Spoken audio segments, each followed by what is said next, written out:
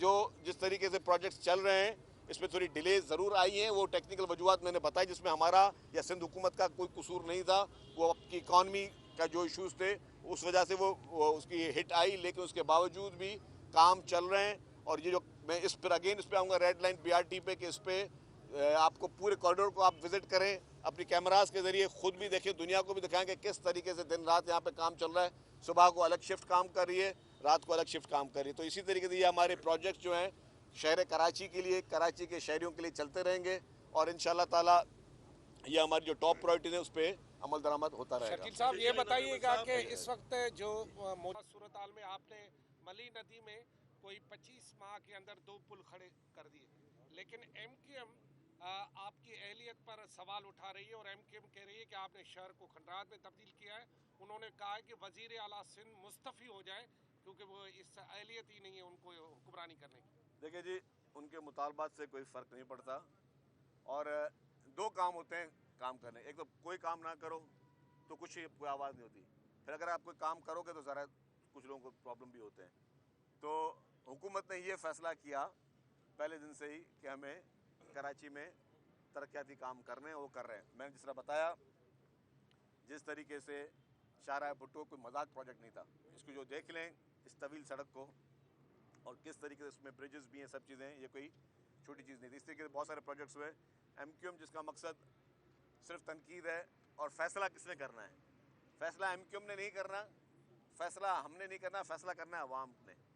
और अगर अवाम की पजीराई MQM को होती तो बल्दियाती इंतखाबात में वो दौड़ भागते नहीं, वो इलेक्शन को कॉन्टेस्ट करते। जिस बल्दियाती निज़ाम की आज बात करते हैं कि जी कराची में बल्दियाती निज़ाम होना चाहिए, कराची में बल्दियाती निज़ाम है, कराची में बल्दियाती निज़ाम बाख्तियार होना चाहिए, कराची में बल्दियाती निज़ाम बाख्तियार है जब भी बल्दियाती इदारे अपना काम कर रहे हैं।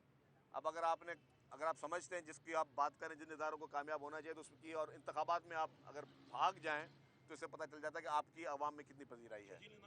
जुडिशल कमीशन का कल भी फारूक सत्तार ने मुतालबा किया, उनका कहना है जुडिशल कमीशन बनाया जाए। आप लोगों को भी पता है, आप मेयर अफगानी का नाम ले रहे होते हैं पीस पार्टी वाले, कादिर पटेल ने असम्बली में फिलौर में किसी बानी के गोगा का नाम लिया था। तो जब आपको सब पता है तो एक जुडिशल कमीशन बना दें ताकि जुडिशल कमीशन जो है वो तयन कर दे और इनकी ख्वाहिश भी पूरी हो जाए और आपका भी काम हो जाए। अच्छा, मैं गर्ज कर लूँ, कल सिंध काबीना की मीटिंग हुई, उसमें फैसला हुआ, एक कमेटी बनी, उस कमेटी को चीफ मिनिस्टर साहब हेड कर रहे हैं और 5 रुकनी काबीना की मेंबर उसमें हैं इंक्लूडिंग चीफ मिनिस्टर साहब। और काबीना ने एम्पावर किया उस कमेटी को कि आप जो रिपोर्ट आनी है, और मेरे ख्याल से अभी आ भी चुकी होगी, उस रिपोर्ट को देखें, उसका तयन करें। और अगर आप समझते हैं, अगर वो कमेटी जो कि चीफ मिनिस्टर साहब के अंडर है वो समझती है कि जुडिशल कमीशन कायम करना चाहिए तो ज़रूर कायम होगा। अगर हमारी कमेटी की मीटिंग होगी, अब वो बहुत जल्दी होनी है, जैसे ही वो मीटिंग होगी और वो रिपोर्ट आएगी, रिपोर्ट का तयन करेंगे। तो अगर हमने समझा, हुकूमत ने समझा कि जी अगर जुडिशल कमीशन की ज़रूरत है तो हम 100% जुडिशल कमीशन बनाएंगे अपनी मर्ज़ी पे, ना उन लोगों की मर्ज़ी पे जिन्होंने जब आग लग रही थी और आग लग चुकी थी, लोग अपने प्यारों के लिए बाहर तड़प रहे थे और अंदर वाले भी बेचारे जो है वो मदद के लिए तड़प रहे थे। उस वक्त कोई एक उठ के आ जाए कि जी मुझे 18वीं तरमीम ख़त्म कर दो, एक आ जाए जी कि कराची को वफाक के हवाले कर दो, एक बोल दे जी ये कर दो। ये तो जो लोग इनके कहने पे कुछ नहीं होगा, ठीक है। ये हमेशा से जब इनके कायद थे तब से ये ब्लैकमेलिंग की पॉलिटिक्स करते हुए आए हुए हैं। उस वक्त हुकूमतों को ब्लैकमेल करते थे। ये वो लोग हैं, जब मुझे पीपल्स पार्टी दौर में याद है, 1 रुपया पेट्रोल बढ़ गया तो उन्होंने हुकूमत छोड़ दी। अब 100 रुपये पेट्रोल बढ़ गया, लेकिन अब उनको वो जर्म्स इनके वो नहीं जागते हुकूमतें छोड़ने वाले। और अगर ये मुतालबा मिसाल के तौर पर 1 सेकंड के लिए, खैर तो ये तो नामुमकिन बात है कि कराची को कहीं से भी अलग किया जाए, लेकिन अगर ये समझते हैं कि और वफाक से मुतालबा कर रहे हैं कि जी कराची को वफाक के हवाले किया जाए, तो अभी वफाकी वज़ीर हैं ना, ये वहाँ पे दो शख्सियात जो हैं वफाकी वज़ीर हैं, तो दे दे वफाकी वजारत से इस्तीफ़ा और बोलें वफाकी हुकूमत को जी ये 48 घंटे में 24 घंटे में काम करो वरना वफाकी वजारत छोड़ देंगे। थोड़े वो जर्म्स पैदा करें जो पहले होते थे जर्म्स कि जी हाँ ठीक है हम ये कर देंगे, तो वो नहीं करेंगे। मतलब ये सिर्फ ये देखें, सियासत करना एमक्यूएम समेत तमाम पॉलिटिकल पार्टीज का जायज़ हक है। हम मानते हैं सियासत करें, जो सियासी सरगर्मियां वो करें, कोई रोक टोक नहीं है। पीपुल्स पार्टी के जब 2008 से 2013 की हुकूमत थी, एक भी सियासी कैदी नहीं था, एक भी सियासी कैदी नहीं था। और ये पूरे पाकिस्तान की हिस्ट्री में वाहिद वो टाइम था जब वफाकी हुकूमत पीपुल्स पार्टी की थी, तब जो है कोई सियासी कैदी नहीं था। पीपुल्स पार्टी ने कभी कोई पॉलिटिकल विक्टिमाइजेशन नहीं की, पीपुल्स पार्टी ने कभी किसी को तकलीफ नहीं पहुंचाई, किसी पॉलिटिकल वर्कर को सियासत करने से मना नहीं किया। सियासत करनी, सियासत करें। ब्लैकमेलिंग करेंगे तो ब्लैकमेलिंग, हुकूमत कभी ब्लैकमेलिंग में नहीं आएगी। हाँ, बाकी कोई जायज़ बात होगी करेंगे। जुडिशल कमीशन पर मैं दोबारा रिपीट कर रहा हूँ, अगर हुकूमत ने महसूस किया तो हुकूमत कोई सेकंड थॉट नहीं लाएगी, उस जुडिशल कमीशन बनेगा। और इस रिपोर्ट में भी जो मुलविस हुए, जो अभी रिपोर्ट आनी है, मेरे ख्याल आ चुकी होगी, अभी तक हमारे तक पहुंची नहीं है, अगर रिपोर्ट जैसे आएगी उस पर भी जो शख्स मुलविस होगा उसके खिलाफ कार्रवाई होगी, क्योंकि ये छोटा सानिया नहीं, ये अजीम सानिया है। हमें एहसास है, आप देखें कि ये आज किसी और का के प्यारे उस आग में जले, कल को खुदा न खास्ता ये किसी के साथ भी हो सकता है। हम सब इंसान हैं, हम सब मुसलमान हैं, हम सब पाकिस्तानी, हमें हर इंसान की ज़िंदगी का हमें एहसास है। अच्छा इंसान जो है वो जानवरों की ज़िंदगी का भी एहसास करता है, तो इंसान तो फिर भी इंसान है। तो हमें हर इंसान की उस इंसानियत का, जिन लोगों के साथ वो गुजरी होगी, जो लोग आज भी उस कर्ब में गुजर होंगे, वो एहसास ना आप कर सकते, ना मैं कर सकता हूँ, ना कोई जमात कर सकती है। वो उस घर का लवाकिन कर सकता है कि उनको क्या पता कि वो जो घर का वो फ़र्द जो उसमें शहीद हुआ है, वो बेचारा उस घर का कफील होगा, उसके मासूम बच्चे होंगे, उसके बच्चे अपने वालिदैन को मिस कर रहे होंगे। कितनी बड़ी ट्रेजेडी है ये, छोटी ट्रेजेडी नहीं है।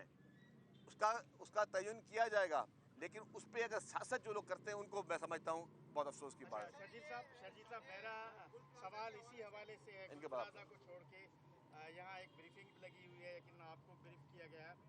इस ब्रीफिंग के मुताबिक कि ये जून 2026 तक बीआरटी रेड लाइन को मुकम्मल होना है, या ज़्यादा से ज़्यादा दिसंबर 26 तक। नहीं, तो आप कोई टारगेट बताएंगे कि ये बीआरटी रेड लाइन मुकम्मल कब होगा? देखें जी, इसके बहुत कंपोनेंट्स हैं, और ये हमने कहा कि हम ऑलरेडी साल 1.5 साल से ऊपर हम लोग लेट हुए हैं मुख्तलिफ वजूहात की वजह से।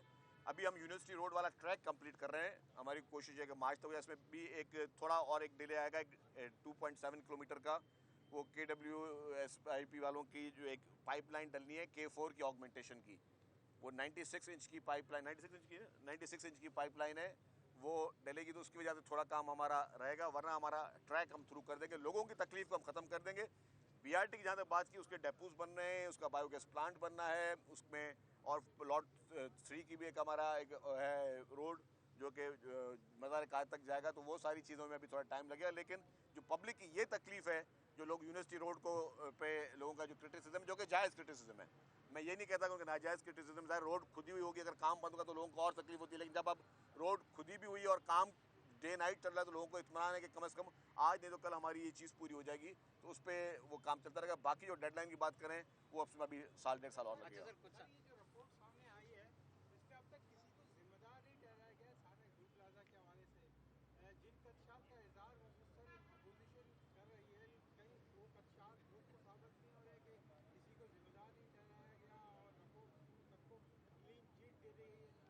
बच्चे अच्छा, इल्जाम लगाया, बच्चे करने काइंडली कि जो ये कहा गया था रिपोर्ट के अंदर कि 2 बच्चे जो माचिस से खेल रहे थे, उसके बाद ये वाकया हुआ, तो ऐसा है? आप जी, मुझे मेरे भी सुनने में आया, अच्छा सुने, मेरे भी सुनने में आया है। और ज़ाहिर है, जब पुलिस इन्वेस्टिगेट कर रही थी, और जो कराची पुलिस के सरबराह हैं आज़ाद खान साहब, उनको भी चीफ मिनिस्टर साहब ने ये टास्क दिया था, कमिश्नर कराची को भी दिया था। और आज़ाद खान साहब एक बहुत अच्छे ऑफिसर हैं, उनका बैकग्राउंड पूरा IB का है, इंटेलिजेंस ब्यूरो पाकिस्तान का, और बहुत तवील अरसे से वो रहे हैं। तो उन्होंने पूरी उसकी इन्वेस्टिगेशन की है। जहाँ तक मेरी इत्तला है, ये बात ठीक है कि एक फूलों की दुकान थी, उसमें माचिस से बच्चे खेल रहे थे। तो उनके वालिदैन पे भी होता है कि जी वालिदैन किस तरह उस बच्चों को छोड़कर बाहर किसी काम से गए। फिर आग एक अभी मतलब मैंने अभी तक रिपोर्ट देखी नहीं, ये जो चीज़ें मुझे पता है मैं उसकी बात कर रहा हूँ। हालांकि ये भी मेरे लिए कबल वक्त है, मैं आपने सवाल पूछा, मैं आपको शेयर कर रहा हूँ। मुझे अभी नहीं करना चाहिए, क्योंकि जब पूरी रिपोर्ट हो जाए, उसके बाद मीटिंग हो जाए, उसके बाद जो फैसला है वो हुकूमत बताएगी। लेकिन अभी तक ये बात मेरे भी जहन से ये गुजरी है, लेकिन उसके एविडेंसेस मौजूद हैं, अलॉन्ग विद शायद कोई डॉक्यूमेंट्री एविडेंस भी, वीडियो के भी एविडेंस मौजूद हैं। तो वो सारी चीज़ें, जो भी चीज़ बताई जाएगी वो एविडेंस के साथ बताई जाएगी। कोई हाथ ठोकी कोई जो है अफसाना नहीं बताया जाएगा, कोई स्टोरी नहीं आएगी कि भाई बैठे बैठे कोई स्टोरी। और अगर मैंने कहा कि उसमें किसी की जिम्मेदारी होगी तो उसकी जिम्मेदारियों को ज़रूर उसको जो है वो टास्क उनको दिया जाएगा। अच्छा सर, कुछ ऐसे अनासर भी हैं जो रात को कराची में बैनर्स लगाते हैं और बैनर्स पे मुख्तलिफ नारे लिख लेते हैं और सुबह को फिर वो सो जाते हैं, उनके लिए कोई आपकी एडवाइस हो?